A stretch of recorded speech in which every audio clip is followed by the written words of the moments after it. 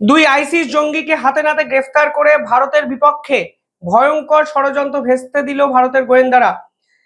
যে খবর সামনে আসছে সেখানে বলা হচ্ছে দিল্লিতে আইএসএস এর দুই জঙ্গিকে কিন্তু গ্রেফতার করেছে ভারতের গোয়েন্দা দপ্তর, যারা আত্মঘাতী বিস্ফোরণ ঘটানোর জন্য দিল্লির বিভিন্ন স্থানে ঘুরে বেড়াচ্ছিলেন এবং মনে করা হচ্ছে তারা প্রাথমিকভাবে দিল্লির জনবহুল কিছু স্থানকে কিন্তু টার্গেট করেছেন।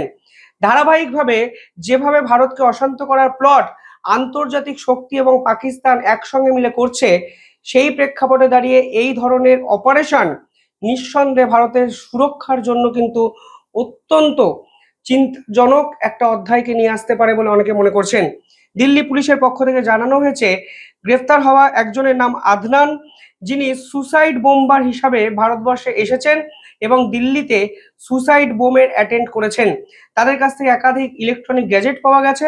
সব থেকে ইম্পর্টেন্ট বিষয় হলো তাদের কাছ থেকে হাতঘড়ি পাওয়া গেছে, যে হাতঘড়িতে বোম বাঁধা আছে। অর্থাৎ পরিষ্কার বোঝা যাচ্ছে তারা জিহাদি পনায় বিশ্বাসী, দে আর ব্রেন ওয়াশড, এবং তারা ভিড়ের মধ্যে মিশে গিয়ে আত্মঘাতী বোমায় নিজেদের সঙ্গে সঙ্গে ভারতবাসীদেরও শেষ করতে চেয়েছিলেন। আরেকজনের নাম আরেকজনের আরেকজনের হদিশ পাওয়া গেছে ভূপাল থেকে। আরো ইম্পর্টেন্ট যে বিষয় উঠে আসছে সেখানে বলা হচ্ছে এই আদনাম নামক ব্যক্তিটি উত্তরপ্রদেশে একবার গ্রেফতার হয়েছিল অ্যান্টি টেরর স্কোয়াডের হাত ধরে। এরা বেসিক্যালি মিডিয়া অপারেশনের কাজ করত।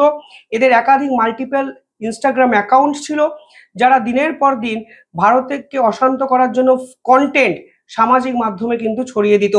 অর্থাৎ স্পষ্ট বোঝা যাচ্ছে ভারতের ইন্টারনাল পলিটিক্সে এরা প্রভাব বিস্তার করতে চেয়েছিল এবং এর পাশাপাশি ভয়ঙ্কর বিস্ফোরণে দিল্লিতে বিভিন্ন সাধারণ মানুষ ভারতীয়দের কাঁপিয়ে দেওয়ার পরিকল্পনা ছিল, যা আজকে ভারতের গোয়েন্দারা সম্পূর্ণভাবে ভেস্তে দিয়েছেন।